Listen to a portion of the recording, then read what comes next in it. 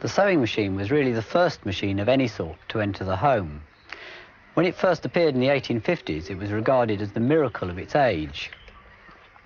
To the people of the time, it must have seemed almost inconceivable that a machine could do such a fiddly and complicated action as sewing, that I find quite difficult enough with both hands and a lot of concentration.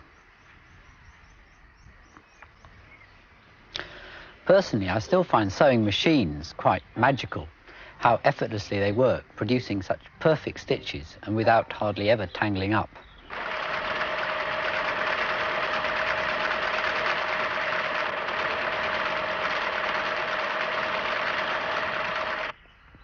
To make a machine that directly imitated hand sewing would be very difficult. The real secret of machine sewing has been to find a completely different sort of stitch that's more suitable. The first clues came from a sort of embroidery decoration popular in the 18th century. This used the hook needle and formed a so-called chain stitch. The needle never needs to go right through the fabric, so it can be firmly fixed to part of a machine at the top. The first attempts at mechanical sewing imitated this embroidery stitch.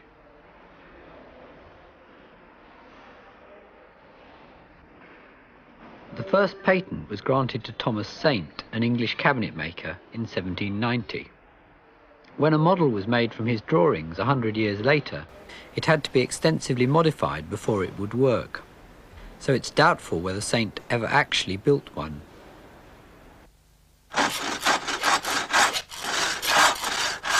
The first person to build a sewing machine and put it to any practical use was a French tailor called Thimonier.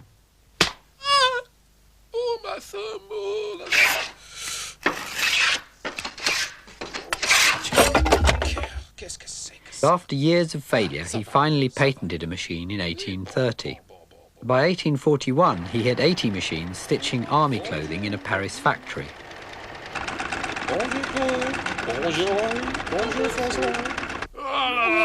An angry crowd of tailors, fearing that the invention would rob them of their livelihood, then broke into the factory and destroyed the machines.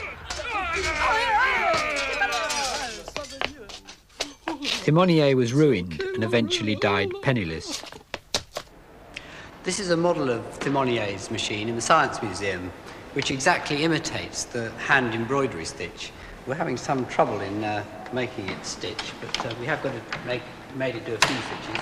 We're off, I think. Back again. Back again. Okay.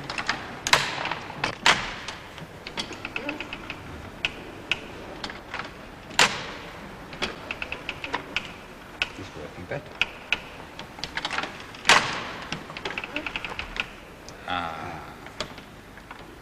Okay, try and keep it. That's better. We haven't managed to make it stitch very neatly, but even if the machine was properly set up, chain stitch still has the disadvantage that it's very easily pulled apart. Unknown to Thimonier, other inventors were experimenting with a different sort of stitch, lock stitch, using two separate reels of cotton. The machines were more complicated, but the stitches they produced were neater, and they didn't pull apart so easily. The secret of these machines was really the brilliant shape of the needle itself. We've made a giant one here, and you can see the eye is in the pointed end of the needle, and it has a groove all the way up one side that the thread can slip through. Well, with the real needle, if I push it through a bit of cotton and pull it out again, it automatically leaves a loop underneath. And all the machine needs to form a stitch is to pass the second reel of cotton through the loop. The first lock stitch machine was built in America by an inventor called Walter Hunt in about 1833. It didn't work very well, so he lost interest and didn't even bother to patent it. Elias Howe patented an improved machine in 1845, and despite an initial lack of interest, this then acted as a catalyst to other American inventors, and within 10 years, all the major elements of a modern sewing machine had been introduced. I'm going to try and demonstrate these with this human sewing machine, stitching together two sheets of expanded polystyrene. The needle goes through the material, The bottom bobbin is pushed through the loop, the needle comes out and the stitch is pulled tight, and the material is pulled forward.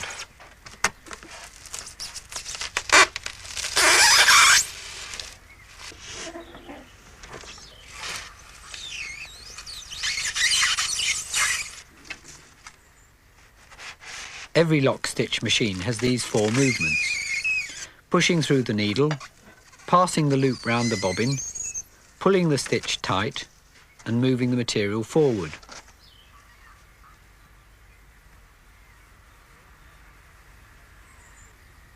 The movements are all connected to the motor by a series of ingenious mechanical linkages.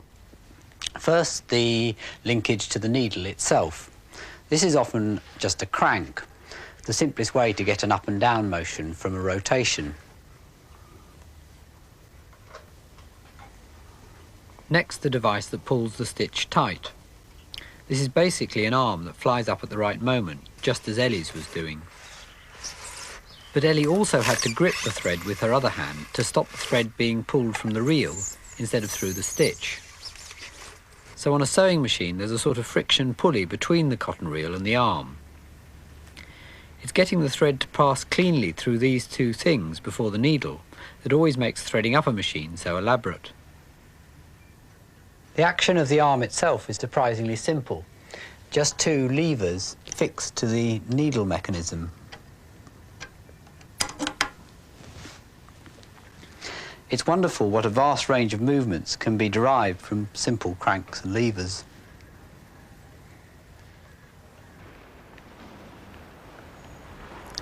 These are some collecting boxes I made for the Science Museum. They're actually portraits of people who work here. The idea was to show exactly what a donation would fund, so £1 makes them work for 10 times long as 10p.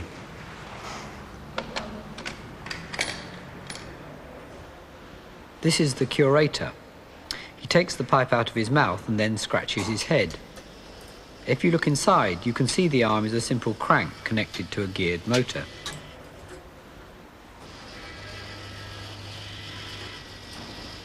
Back to the sewing machine. The next action is passing the thread loop round the bobbin. This is what Ian was doing in the human sewing machine. To me, this is the most magical part, how it manages to do it without tangling up. On a real machine, instead of passing the bobbin through the loop, the bobbin stays still and a sort of rotating hook pulls the loop so it's large enough to pass right over the bobbin. With the bobbin back in place, all you can actually see is the red thread slipping round the outside.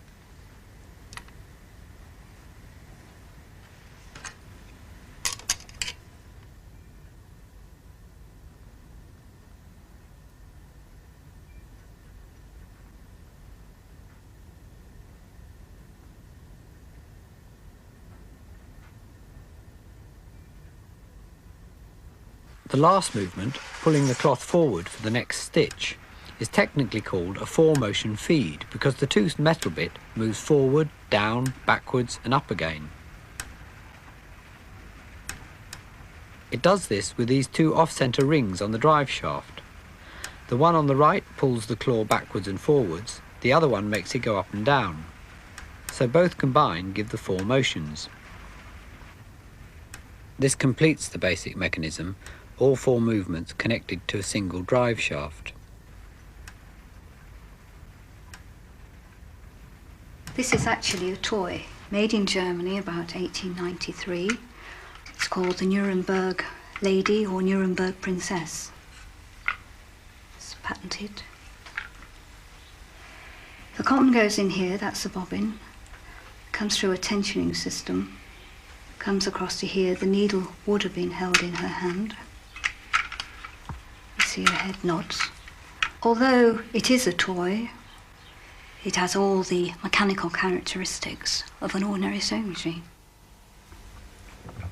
I've been collecting sewing machines for about 15 years, and about 3 years ago a few of us got together and decided to form a society to pass on information and share information and find out what was going on. And it is now an international sewing machine collector society, which we shorten to ISMAX. And we have members all through the world, America, Australia, Hong Kong, all throughout Europe. And I just brought along one or two of my machines to show the very different types that are available. That comes from France, Germany, those are America, this is Glasgow, and that one's from Coventry, an English-made machine. And every one is slightly different, the way it developed. Well, a very unusual machine is this little one here. Unlike the rest of the machines, this isn't painted or brightly coloured. It's nickel-plated, looking a bit like a giant stapler. Very nice noise, a bit like a puffer train. Now, there's absolutely no reason whatsoever why this machine should have hands. No reason apart from being pretty. Why somebody should do it, I don't know. It was made in Coventry by a man called Starley, and his trademark was Lady Godiva on a horse. The lion, the beast. It was made by a Glasgow company called Kimball & Walton about 1863-ish. As a sewing machine, it's quite ordinary. It's just a shuttle mechanism. It's just unusual because of its shape. Now, this is a French machine. It's called La Populaire, and it's certainly a very popular machine among collectors. Although it's called, it works on an average system, we always call it the pusher.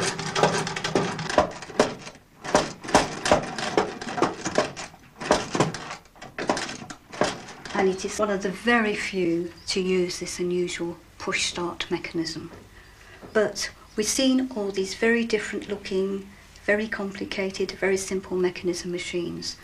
But one of the simplest, one of the prettiest, one of the most popular, and probably, in my opinion, one of the best. The Wilcoxon Gibbs.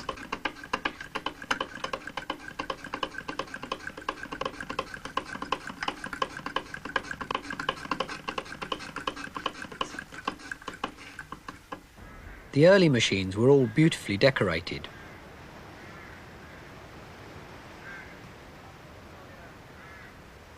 I think this was because the sewing machine was the first machine to enter the home. At the time, all other machines were industrial. Lavish decoration was an attempt to make them look more domesticated.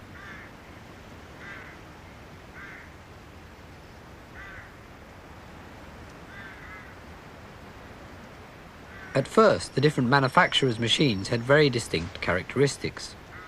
But by the 20th century, they'd all started looking more and more alike.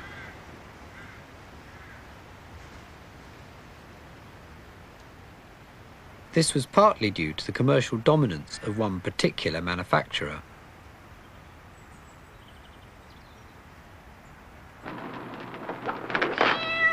Oh, John, I'm so discouraged. How can I ask anybody to this house the way the furniture looks? Well, it is pretty awful. But I don't suppose we could buy much with our money. Not unless a miracle happens. Ah, there's the miracle. Hurry, hurry, hurry, hurry. Answer that doorbell. That's the first time I ever saw a miracle in a two-pants suit. But it's the Singer Man. He'll send her to the nearest Singer sewing center, and the miracle man turns her over to that miracle woman, the sewing teacher, to you. Just a few simple lessons on the sewing machine, and her house will look so attractive they'll probably sell it at a profit. Now take a look at the finished room with the rest of the girls she's invited over. You don't mean to tell me these draperies, curtains, and slip covers yourself. How did you ever make them so perfectly? It's a grand color scheme. They must have cost a pretty penny. Only $18.31. What? Wait. I wish I could sew like that. But you can, Martha. What's that? The address of the nearest Singer Sewing Center. Get it? The company was founded by a man called Isaac Merritt Singer.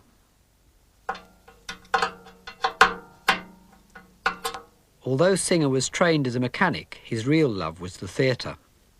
Julie, I've always loved you, honey. Can you ever forgive me? Oh, this is so sudden. Oh, Homer. In 1839, he managed to sell a design for a mechanical excavator for $2,000. Power gets to the bucket, it's beautiful. Okay, I'll buy it. And with the money, he set up his own theatre company called the Merritt Players. Oh, I'm rich. I'm rich. Now I can start my theatre company. Sting him up. No, no. Goddamn hell I will. See, honey, I told you I'd save you. Oh, Julie. My hero. Singer's theatre company went bankrupt after a few years. Then, in 1851, he came across an early, unreliable sewing machine. I could do better than this.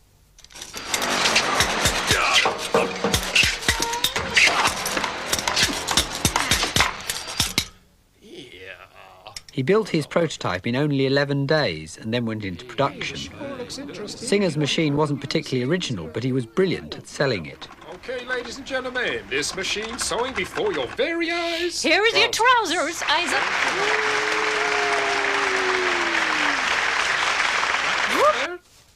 Proves they're gonna work. Yep.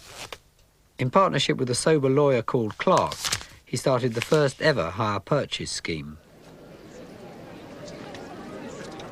By 1867, Singer was a very rich man with a total of 18 children from a variety of wives and mistresses. But because the machines were being sold to respectable homes, Clark then persuaded Singer to leave the country. It's a one-way ticket. Oh. You gotta leave town. No?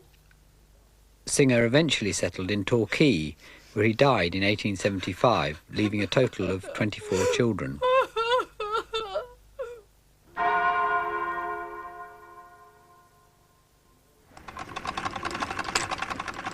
From the earliest days of the sewing machine, attempts were made to find a better way of powering it than just turning a handle. In America, the treadle caught on immediately, because it was a great advantage having both hands free to control the cloth. But in Britain, it was regarded with great suspicion for many years. It was generally thought to be unladylike and rather harmful for the ankles.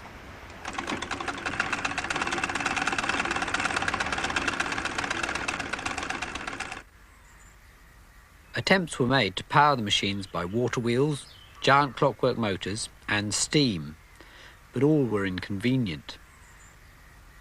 The first electric machines appeared in the 1920s. At first the motor was a separate lump bolted on. Only very gradually did it become integrated in the body of the machine.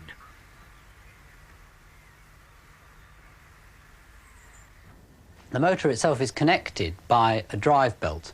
This belt used to be rubber or leather, but on modern machines there's a synthetic toothed belt which has the big advantage that it doesn't slip. They've now replaced belts, gears and chains on many machines, like photocopiers. They're quieter, easier to set up and don't need oiling. A couple of years ago I made this trick suitcase for a conjurer clown. For a stage show. It does several tricks, about 8 of them in all, but the relevant ones today are the fact it can walk off stage entirely of its own accord.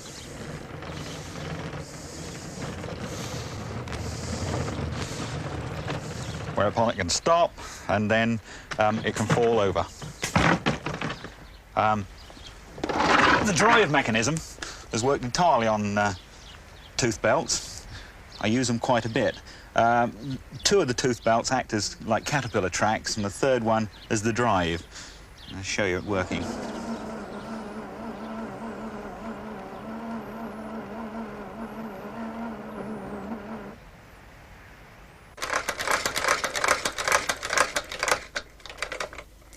There are limitations to the movements you can get out of simple cranks and levers, so a lot of sewing machines also use cams. This machine's actually a cobbler's machine used for sewing leather. The cams can create a much wider range of movements using irregularly shaped slots and discs like this one.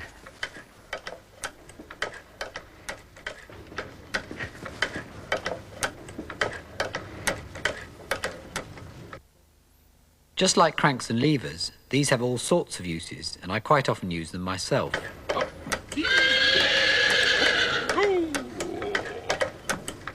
This is the warder in the Science Museum. I made the warder with a simple crank at first, but then he just moved his head evenly from side to side, and it didn't look at all realistic. It looked entirely mechanical. So I swapped it for a cam, and then it gave it its sort of jerky motion, and he actually looked as if he was looking around. And looking down at his watch was the same. instead of a continuous down and up movement, it needed to be down, pause and up.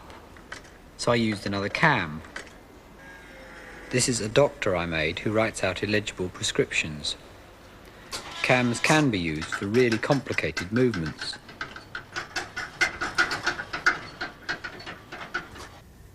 Most modern sewing machines can do a wide variety of fancy stitches.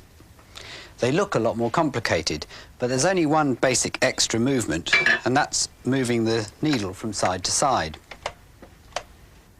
And by combining sideways needle movements with variable cloth feed movements, all sorts of fancy stitches become possible.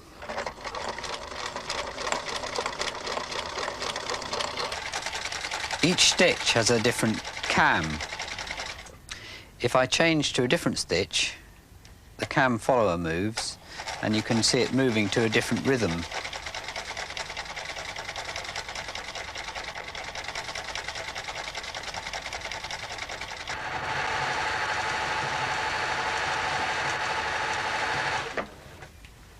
This is one of the latest electronic machines. The idea behind it is really quite simple. Instead of using cams to vary the needle and the cloth movement, it uses these devices called stepper motors. Each pulse of electricity I send it makes it go round one step. And I can use it to move a lever in just the same way as a cam. I'll try and imitate it over here.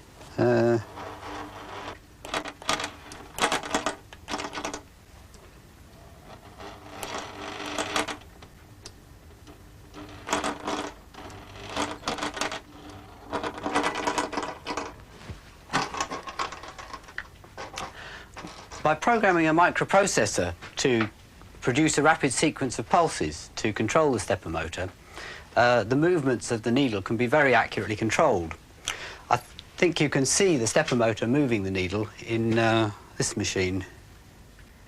The stepper motor is fixed to a cog which moves the needle in small steps.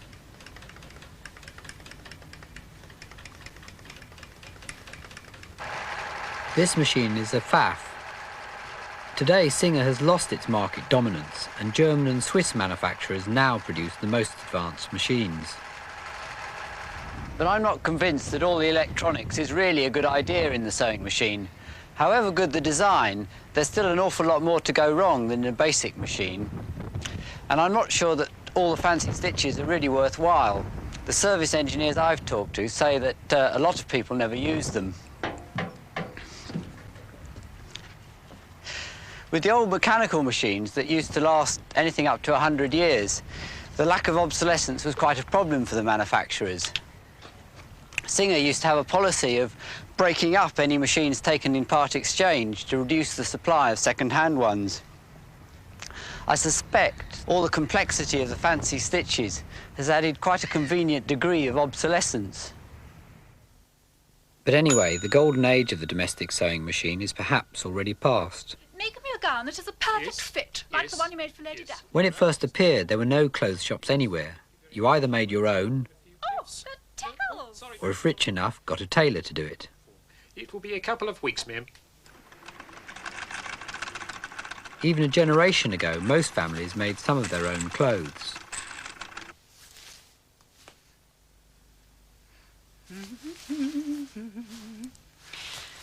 Oh, yes! Oh, it's a dream! But the sewing machine, besides speeding up home sewing, also made the off-the-peg clothing industry economically successful. Oh, yeah. Yes, I think... I really Home dressmaking is today just a minority hobby, and the home sewing machine has lost its central importance. bit tight. The old machines were built to last a lifetime. Despite my doubts about the latest ones, they have to some extent carried on this tradition, and mechanically they're still surprisingly well made. I think that to make the machines fast, quiet and reliable, they have to be quite heavy and rigid, and they also have to be very precisely made.